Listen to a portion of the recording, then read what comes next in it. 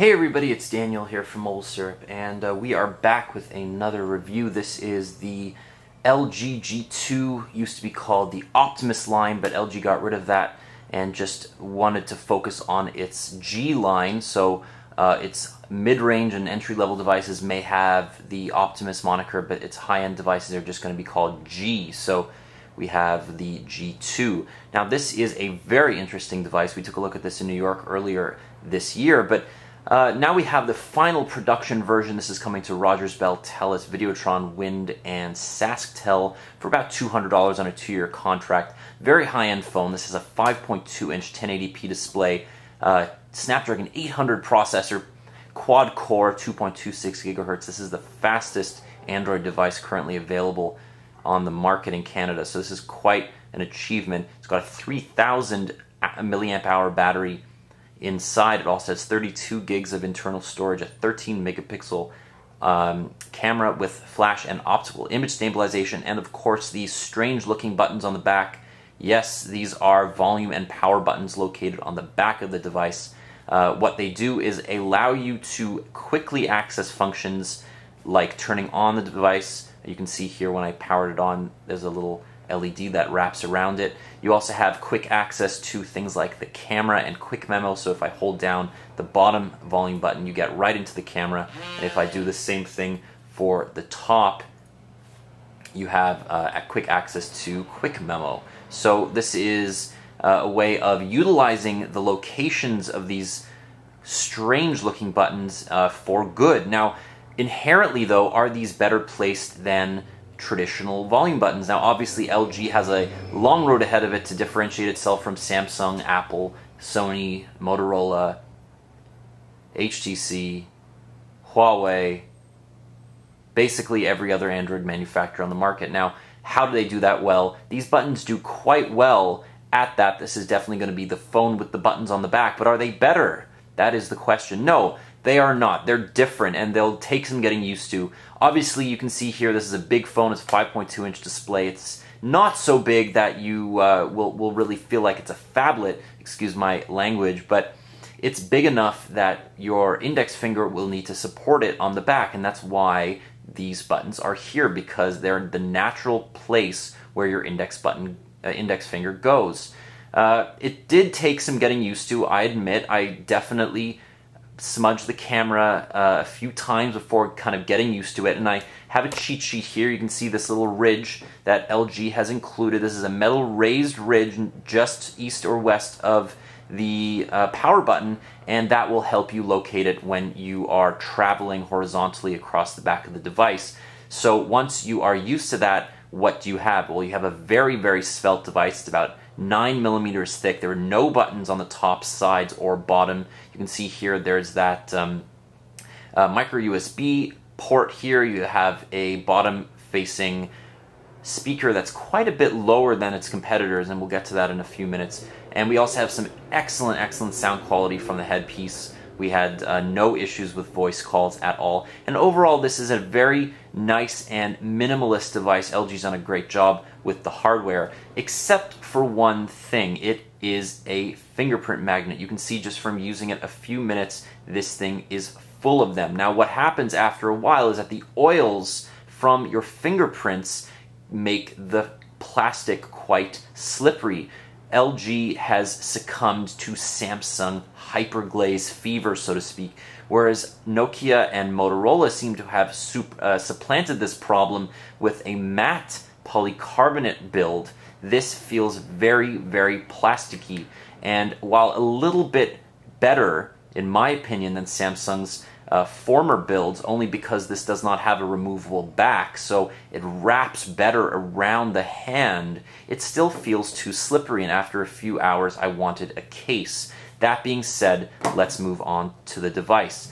You tap on twice to turn it on. You can see that worked the second time. That's pretty accurate. It doesn't work all the time, but this feature is called knock on, and as long as you are very forceful with your knocks, it turns the device on and off. You can see this gorgeous lock screen, very full of animation, this phone, and the LG launcher is very, very full of cartoony type icons, the functionality of which, in my opinion, has a lot to be desired. Now, when you pull down that notification bar, half your screen is filled with stuff. Now, this stuff is not removable, and I repeat, you cannot remove any of these 4 lines. As well, take note of the fact that there are 2 cogs right next to each other. They do different things. This is specifically for sound, while this gets into the settings. LG really needs to work on their design. Samsung did this a couple years ago. They really improved their TouchWiz experience. This feels like TouchWiz circa 2012. That being said, this is a very, very fast device. We have a Snapdragon 800 processor in here.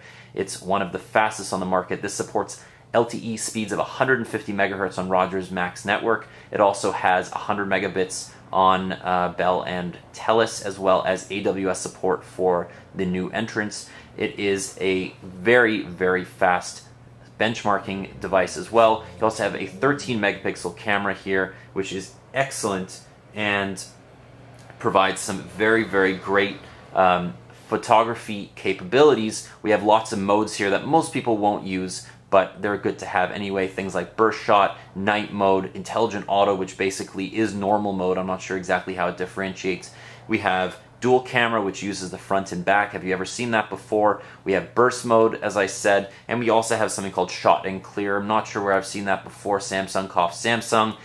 Anyway, this takes a few notes from the Galaxy series, I will admit, but it does it quite well. The on-screen menu and back and home buttons have their own benefits as well. For example, you can scroll up to access Google Now. You also have the ability to use something called VoiceMate, which is better than S-Voice and in some ways Siri. Now, the reason it's better is because it is powered by Maluba. And where have we heard Maluba? We have heard Maluba on Mobile Syrup. They are a Waterloo-based startup that powers a lot of its own functions. This has an Android and a Windows Phone app, but it's a very, very powerful do engine, as they call it. You can find restaurants, businesses, movie theaters, events, all powered by Maluba. You can use your voice as well as text for this. And because you have access to these Q-Slide apps, you can have the functionality wherever you go. So you can be scrolling through your phone and you can have access to this VoiceMate over here. As well, you have things like memo pads, which can be resized, and you can take a quick note, hello, and then go about your day. You can save it, and that's that. You can also change the translucency, so if you want access to the app while you're doing other things, that's possible too. Now, this doesn't have a lot of functionality because even though the 1080p display is very vivid, it doesn't actually make anything much smaller. So this is scaling on a mobile size as opposed to something like Windows, where if you resize a 1920 by 1080 display to 720p, for example, everything will get physically bigger. This just makes everything much sharper, but it keeps the scaling almost identical. Now, this 5.2-inch display is a marvel of technology. You can't see it on this video because my video camera is not very good, but the screen goes edge to edge and it is absolutely stunning. The color gamut is beautiful. The saturation is fantastic. The brightness, the max brightness, is just outstanding. You also have this quick toggle here if you want to raise and lower the brightness for any particular reason. It also has auto brightness turned on by default. So these settings here are useful, but they just take up space, and I wish that you could get rid of them if need be. Now, if you have a small hand and you can't reach that top notification bar, there are some things you can do. For example, if we go to System Settings, you can actually change the layout of your navigation buttons, and this makes it very easy to, say, access things like the notification bar with a quick slider. So lots of customization options. You can theme the heck out of this phone. This is about as good as a custom ROM, but in official format. You also have optimizations for things like one-handed operation. You can do gestures like double tapping, which was called knock on. You can turn your phone over to silence it when an incoming call comes, to turn off an alarm. You can flip the phone to pause video. There's none of that eye tracking stuff that was really not useful on the Galaxy S4. So this takes it a bit more seriously. It also has something called guest mode, which, as you guessed, is meant for children and friends who you don't want to gain access to your vital porn stash, other stuff. And there's also something called slide aside, which is quite interesting, but not very useful. So what happens is, say I go into, no, I don't want you to go in there. Let's go into Quick Office. Okay, so I want to slide this aside.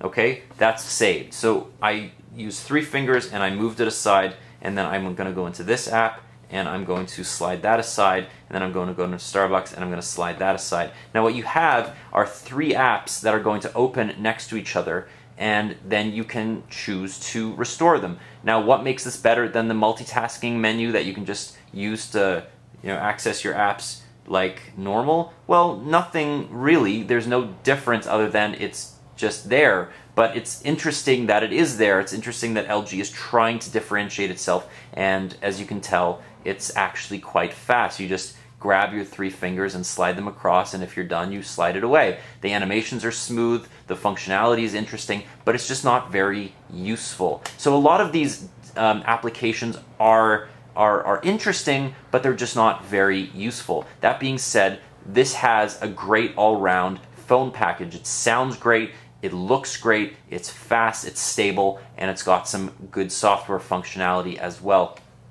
Talking about all-around package, this has one of the best battery lives of any phone we've ever used. I get 2 days of this, and maybe 36 hours if I'm using it a little bit more heavily, but mostly I can get 2 days from this. That's mostly thanks to the Snapdragon 800, but there is a few things going on in here, including video RAM that's actually being used by the display to cache some of the more static screens. So for example, this screen right here, nothing's changing on the display right now, so this is actually cached in a small amount of video RAM that's not using the battery because the screen is not being refreshed. And you won't notice it. It's not. It's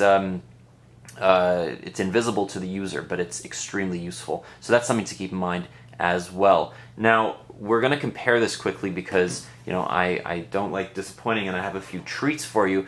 This is the Galaxy S4. You can see how similar they look from the front, but and from the back as well. But you can see the G2 is a little bit bigger. It also has smaller bezels on the screen.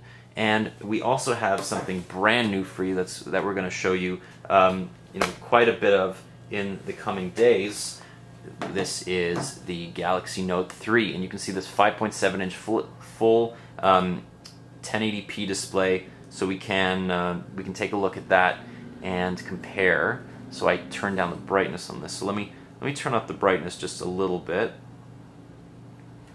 Let's turn up the brightness on here as well.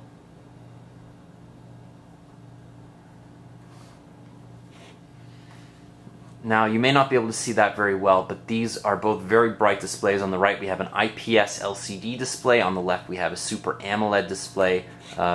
So you can see here, the G2 is a little bit smaller. Well, it's actually quite a bit smaller than the Note 3, but it's also a little bit more round. It's a little bit thinner, and it feels more like a phone, whereas the Note 3 feels much more like a tablet. So that is a quick preview of some of the stuff that we have coming up in the next few days. This has been a quite messy overview of the LG G2, so if you stuck around this long, thank you for putting up with my fingerprints, and please read the full review on mobilesyrup.com.